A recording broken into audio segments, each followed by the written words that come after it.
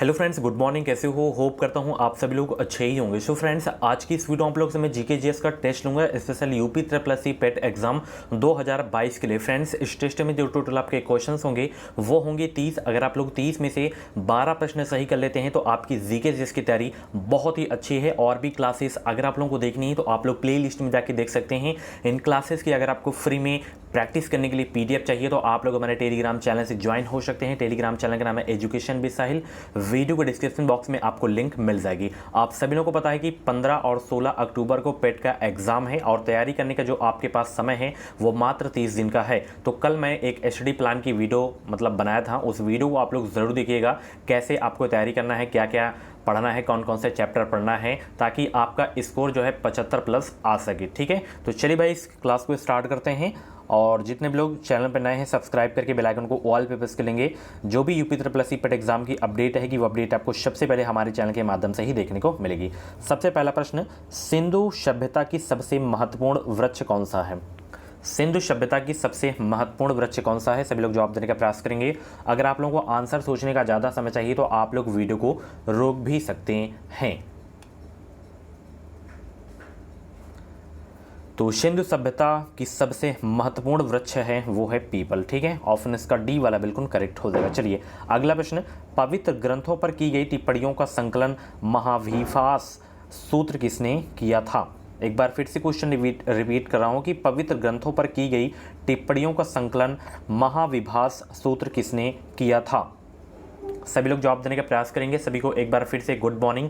और जितने भी लोग क्लास को देख रहे हैं सभी लोग वीडियो को लाइक करें, शेयर करें, ताकि और सारे लोग ज्वाइन हो सकें, वो भी अपनी बेहतरीन प्रिपरेशन कर सकें। तो ये जो सूत्र जो था किसने किया था? वसुमित्र ने। ठीक है, ऑप्शन इसका सी वाला बिल्कुल करेक्ट हो जाएगा। चलिए, कालक्रमानुसार जिसके अंतर्गत 3 वंशों ने भारत पर शासन किया वो कौन कौन से हैं? 3 का जवाब देने का प्रयास करेंगे। 3 का जवाब देने का प्रयास करेंगे सब लोग।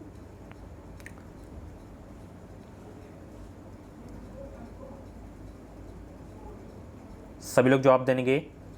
कालानुसार क्रम जिसके अंतर्गत 3 वंशों ने भारत पर शासन किया वो कौन कौन से वंश हैं? तो सबसे पहले आपका है गुलाम वंश, उसके बाद खिलजी है, उसके बाद तुगलक। ठीक है, ऑप्शन इसका जो है आपका ए वाला बिल्कुल करेक्ट हो जाएगा। ठीक है, गुलाम वंश का पूछा जाता है, काल भी पूछ लिया जाता है। तो 1206 से इसका जो था 1290 तक। ठीक है, ये याद रखिए। चलिए आगे देखते हैं, मगध की राजधानी कौन सी थी? ये क्वेश्चंस बहुत एग्जाम में रिपीट होता है। मगध की राजधानी कौन सी थी? जवाब देने का प्रयास करेंगे। 1 महीने का समय है, बेहतरीन तैयारी आप लोग करें। जैसे ही पेट का एग्ज़ाम होगा 2023 की स्टार्टिंग में ही आपको नई लेखपाल भर्ती देखने को मिलेगी। ठीक है, और लोअर पीसीस हो गया, कई वैकेंसीज आपको देखने को मिलेंगी। तो बस तैयारी आप लोग बेहतरीन अपनी करते रहें, 75 प्लस स्कोर लाएँ इस बार, तभी आप लोग वैकेंसी देख पाएंगे। मगध की राजधानी कौन सी थी? गिरिव्रत। ठीक है, यानी कि राजगिरा। ऑप्शन इसका जो है आपका सी वाला बिल्कुल करेक्ट हो जाएगा।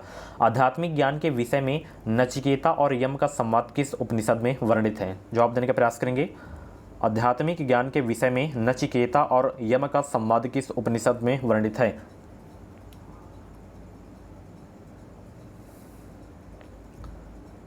सभी का जवाब आना स्टार्ट हो गया है।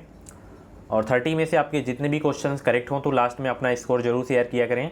और 12 प्लस अगर आप लोग स्कोर कर रहे हैं तो बहुत ही अच्छी तैयारी है आप लोगों की। ठीक है, तो ये किया गया है कि इस उपनिषद में, कठोपनिषद में, ऑप्शन इसका जो है आपका डी वाला बिल्कुल करेक्ट हो जाएगा। चलिए इसमें आप लोग मिलान करें, किस क्षेत्र से कौन संबंधित हैं।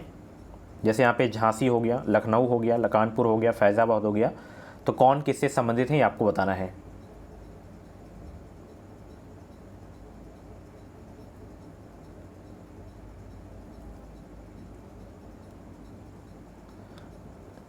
झांसी से आपका रानी लक्ष्मीबाई हो जाएगा। ठीक है, लखनऊ से आपका बेगम हज़रत महल, कानपुर से आपका जो है हो जाएगा अली मोल्ला खान, फैज़ाबाद से मौलवी अहमद मुल्ला शाह। तो 6 का जो है आपका ए वाला बिल्कुल करेक्ट हो जाएगा। ठीक है, चलिए विद्रोह की नेतृत्व करता थे सभी। लखनऊ वाला बहुत पूछा जाता है, कानपुर वाला भी, झांसी वाला भी। ठीक है, चलिए आगे देखते हैं। कलकत्ता के सुप्रसिद्ध प्रेसिडेंसी कॉलेज यानी कि पूर्व हिंदू कॉलेज की स्थापना किसने की? जवाब देने का प्रयास करेंगे। कलकत्ता के सुप्रसिद्ध प्रेसिडेंसी कॉलेज पूर्व हिंदू कॉलेज की स्थापना किसने की थी? तो इसकी स्थापना की गई थी राजा राम मोहन राय के द्वारा। ऑप्शन इसका जो है आपका बी वाला बिल्कुल करेक्ट हो जाएगा। चलिए, इंडियन मिरर अखबार का प्रकाशन कहाँ से हुआ था? जवाब देने का प्रयास करेंगे। इंडियन मिरर अखबार का प्रकाशन कहाँ से हुआ था? तो इंडियन मिरर अखबार का प्रकाशन हुआ था कलकत्ता में। ऑप्शन इसका जो है आपका बी वाला बिल्कुल करेक्ट हो जाएगा। चलिए, मंगल पांडे कहाँ के जो हैं विप्लव से जुड़े हैं? मंगल पांडे कहाँ के विप्लव से जुड़े हैं? तो ये जुड़े हुए हैं बैरकपुर से। ठीक है, ऑप्शन इसका जो है आपका ए वाला बिल्कुल करेक्ट हो जाएगा। चलिए, महात्मा गांधी का आत्मकथा का क्या नाम है? अभी कल ही की क्लास में मैं बताया था, महात्मा गांधी का आत्मकथा का नाम क्या है? My experiment with truth. ठीक है, ऑप्शन इसका जो है आपका सी वाला बिल्कुल करेक्ट हो जाएगा। चलिए, अगले प्रश्न को चलते हैं। निम्नलिखित नदियों में से कौन सी नदी पश्चिमी घाट में से निकलती है? कौन सी नदी जो है पश्चिमी घाट में से निकलती है? 11 का जवाब देने का प्रयास करेंगे। चैनल को सब्सक्राइब करके रखिए ताकि कोई भी अपडेट आए वो अपडेट आपको सबसे पहले ऑथेंटिक अपडेट आपको हमारे चैनल के माध्यम से ही मिल सके। तो कौन सी नदी पश्चिमी घाट में से निकलती है? तो कृष्णा नदी निकलती है पश्चिमी घाट में से। ऑप्शन इसका जो है आपका बी वाला बिल्कुल करेक्ट हो जाएगा। चलिए, भारत में सर्वाधिक व्यापक वनों के प्रकार कौन से हैं? भारत में सर्वाधिक व्यापक वनों के प्रकार कौन से हैं? जवाब देने का प्रयास करेंगे। भारत में सर्वाधिक व्यापक वनों के प्रकार कौन से हैं? तो वो है पर्णपाती वन। ठीक है, ऑप्शन इसका जो है आपका ए वाला बिल्कुल करेक्ट हो जाएगा। चलिए, नेक्स्ट क्वेश्चन, भारतीय मानक समय की यामोत्तर रेखा किस राज्य से नहीं गुजरती है? एक बार फिर से क्वेश्चन रिपीट कर रहा हूँ, भारतीय मानक समय की यामोत्तर रेखा किस राज्य से नहीं गुजरती है? 13 का जवाब देने का प्रयास करेंगे सभी लोग। तो ध्यान रखिएगा, गुजरती किन किन राज्यों से है? तो उत्तर प्रदेश हो गया, मध्य प्रदेश हो गया, छत्तीसगढ़ हो गया, उड़ीसा और आंध्र प्रदेश, इन 5 राज्यों से होकर गुजरती है। और इसमें से आपका जो है महाराष्ट्र से नहीं गुजरता है। ठीक है, 13 का जो है आपका सी वाला बिल्कुल करेक्ट हो जाएगा, सी वाला। चलिए, 5 राज्यों को मैंने बता दिया नाम जहाँ से गुजरती हैं। ठीक है, 3 इसी में लिखे थे। चलिए आगे देखते हैं, भारत की सबसे उत्तरी सीमा क्या है? भारत की सबसे उत्तरी सीमा क्या है? जवाब देने का प्रयास करेंगे। भारत की सबसे उत्तरी सीमा क्या है?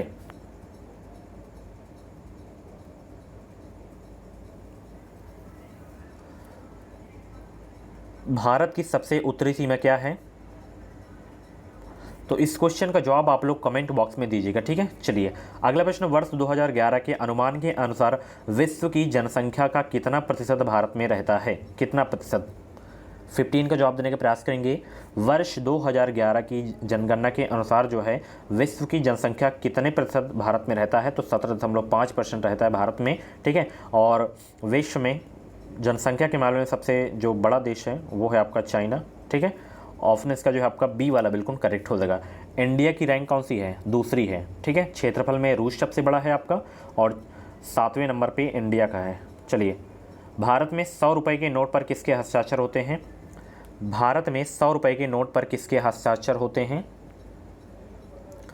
तो रिजर्व बैंक ऑफ इंडिया के जो हैं गवर्नर के हस्ताक्षर होते हैं। ऑप्शन इसका डी वाला बिल्कुल करेक्ट हो जाएगा। ठीक है, आरबीआई से कभी कभी नॉर्मल क्वेश्चन पूछ लेता है कि आरबीआई की स्थापना कब हुई थी? तो 1835 में हुई थी।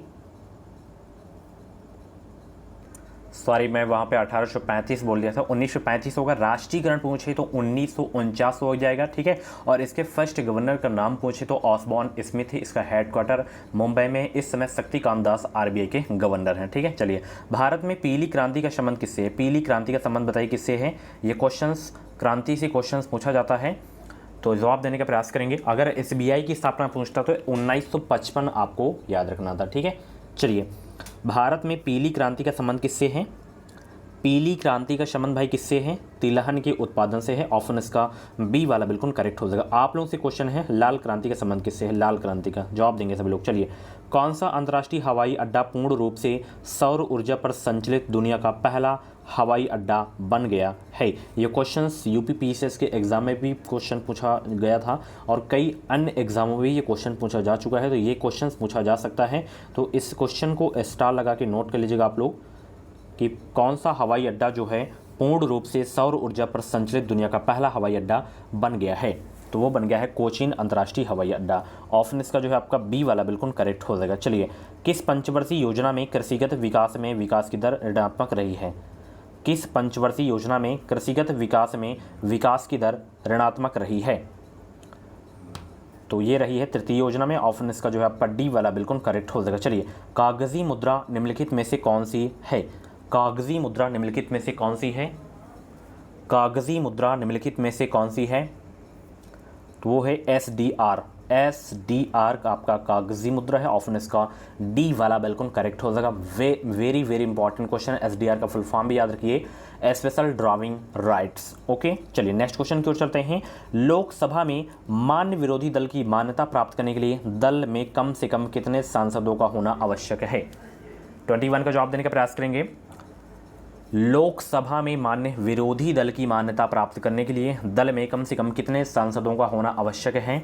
तो लोकसभा की कुल सदस्य संख्या के 1/10 भाग का। ठीक है, ऑप्शन इसका जो है आपका डी वाला बिल्कुल करेक्ट हो जाएगा। चलिए, अगर आपके मन में कुछ भी डाउट्स हैं बीएड से संबंधित, अगर आपके मन में डाउट है तो आप लोग कमेंट बॉक्स में अपना डाउट क्लियर कर सकते हैं। और पेट से संबंधित कुछ भी डाउट्स हैं, नहीं समझ में आ रहा है, तो आप लोग कमेंट बॉक्स में अपना डाउट क्लियर कर सकते हैं। टेलीग्राम से आप लोग जरूर ज्वाइन हो जाएं। ठीक है, चलिए, संसद का एक निर्दलीय सदस्य कितने समय के अंदर किसी राजनीतिक दल का सदस्य बन जाना चाहिए ताकि दल बदल कानून के अंतर्गत उसके विरुद्ध कार्रवाई ना हो सके? कितने समय के अंदर? जवाब देने का प्रयास करेंगे। वेरी इंपॉर्टेंट क्वेश्चन है आपके एग्जाम के लिए।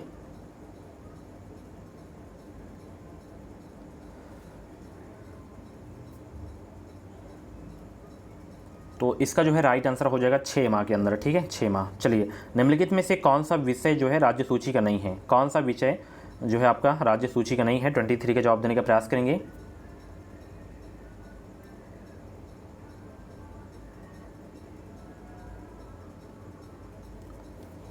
तो जन्म एवं मृत्यु का पंजीकरण है राज्य सूची का नहीं है। बाकी पुलिस हो गया, ये याद रखिएगा, पुलिस राज्य सूची का विषय है। ठीक है, चलिए, शिक्षा समवर्ती सूची का है। ठीक है, चलिए, निम्नलिखित कथनों में से कौन सा सही है? कौन सा सही है कथनों में से, बताइए इसमें।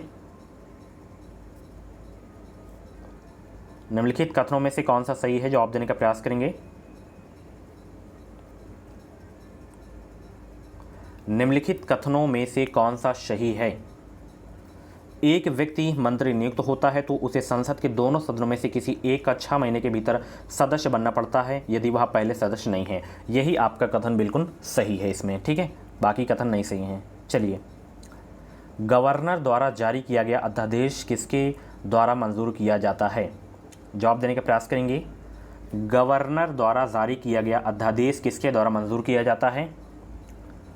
तो विधानमंडल के द्वारा मंजूर किया जाता है। ऑप्शन इसका सी वाला बिल्कुल करेक्ट हो जाएगा। इंद्रधनुष में लाल रंग किस क्रम में होता है? इंद्रधनुष में लाल रंग किस क्रम में होता है?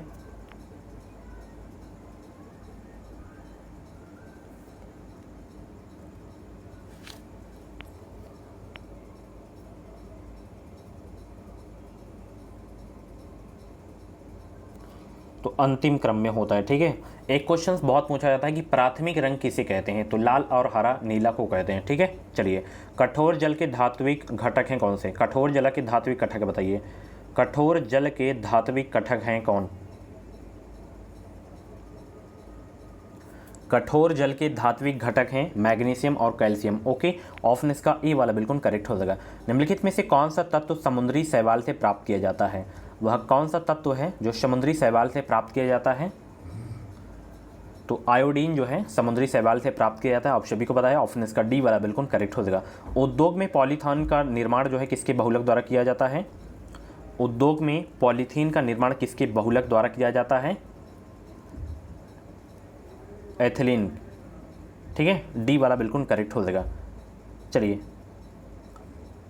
अगला प्रश्न यहाँ पे देख सकते हैं जो कि इस क्लास का लास्ट क्वेश्चन है।